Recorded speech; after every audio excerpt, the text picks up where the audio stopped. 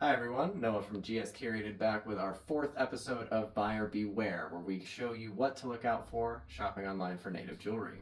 Our first piece is this gorgeous set of dangle cluster earrings. It has a really beautiful color, and I do believe it is native made. So, I wanted to talk about the difference between block turquoise and natural turquoise. This piece, like most block turquoise pieces, are very hard to tell from the photo that it's not a natural stone. This one, especially when you zoom in, it becomes a bit more obvious. All of the stones don't have any matrix when you look really close up, except for a couple of tiny black dots, which is very common in a style of block. And also, it has that very even sheen to it, or that kind of plasticky look. So even if these pieces are still native and did have a lot of effort that went into them, the description does not say they are block turquoise, and the seller may not even know themselves. This next piece is a Navajo squash blossom. First issue I noticed there's no blossoms, there's no Naja pendants. This is definitely not a squash blossom.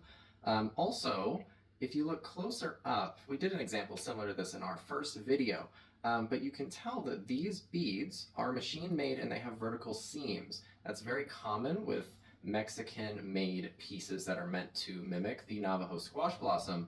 And these vertical seams specifically show that they're machine-made beads, and it's likely that the rest of this is nickel silver. So always make sure that you look close up at the beads, and you check the back for any markings. Back to our topic of block versus natural stones, this next necklace features a lot of really beautiful colors. If you go to the description, it says it is a multi-stone inlay including turquoise, spiny oyster shell, coral, onyx, and more. If we take a look at the close-up, there are a lot of stones here that immediately look block. It's possible that a couple are real, but it's rare that artists will mix block and natural stones in the same piece. But I can tell right away, the sugilite, the gaspiite are definitely block. This turquoise is definitely block. None of this is disclosed. I can tell because the matrix is very even black color, and it has no variance or matrix closer up. The other interesting thing about this piece, I got this notification that prompted me to look more in depth at this. They first posted it at $2,000, and then, just so people would get the price drop notification, they lowered it to $949.